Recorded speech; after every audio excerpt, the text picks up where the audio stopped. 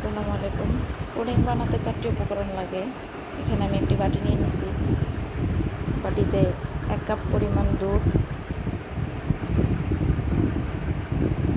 আর 1 cup পরিমাণ আমের puree. আমটা আমি ব্লেন্ডার করে ছেঁকে নিয়েছি।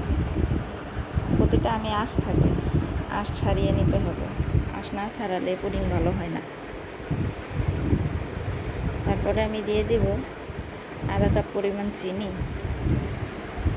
চিনিটা আপনারা যে যতটুকু খেতে চান ততটুকুই। তারপরে ডেজার্ট একটু মিষ্টি না হলে ভালো লাগে না। এখানে আমি দিয়ে দিব 3 চা চামচ agar agar powder. Agar agar পাউডারটা দিয়ে আমি ভালো করে মিশিয়ে নেব। সবগুলো উপকরণ ভালোভাবে মিশিয়ে নিতে হবে। তারপর আমি জাল করার জন্য চুলায় বসিয়ে দিব। আমি এখানে কারেন্টের চুলায় বসাইতেছি। পুডিংটা বসালে নাড়তে হবে, ঘন ঘন নাড়তে হবে, নাড়া না দিলে নিচে দিয়ে তলায় লেগে যাবে। আরেকটা কথা বলতে চাই, কারেন্টের চুলায় বসালে কিন্তু একটু দেরি হবে রান্না। যদি আপনারা গ্যাসের চুলায় ব্যবহার করেন তাহলে তাড়াতাড়ি হবে। 2 মিনিট 3 মিনিটের মতো সময় লাগবে। এখানে আমারটা হয়ে গেছে। আমি একটি বাটিতে ঢেলে নিতেছি, যেটাতে আমি পুডিং সেট করব। ওই বাটিটা, এই বাটিতে আমি কোনো তেল ঘি মিশাইনি, মাখিয়ে নিইনি। আমি এভাবে রেখে দেবো বাটি। আপনারা রুম টেম্পারেচারে রাখতে পারেন, 2 ঘন্টা রাখলে হয়ে যাবে।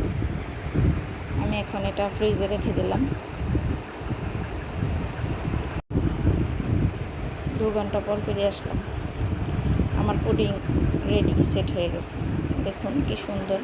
আমি কিন্তু বাটিতে তেল ঘি কিছুই ব্যবহার করি না, তারপরে কি সুন্দর পুডিংটা উঠে যাইতেছে।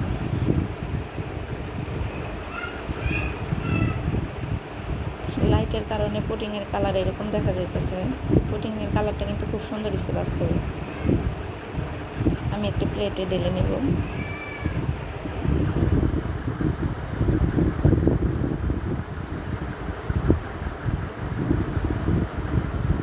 প্লেটে ঢালার পর দেখেন পুডিংয়ের অবস্থা। পুডিংটা কিন্তু সুন্দরভাবে সেট হয়েছে।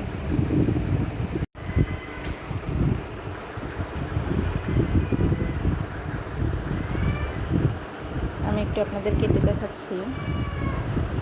দেখুন পুডিংটা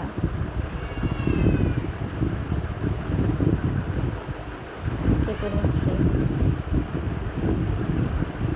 কি সুন্দর কাটার পরে বের হয়ে আসছে।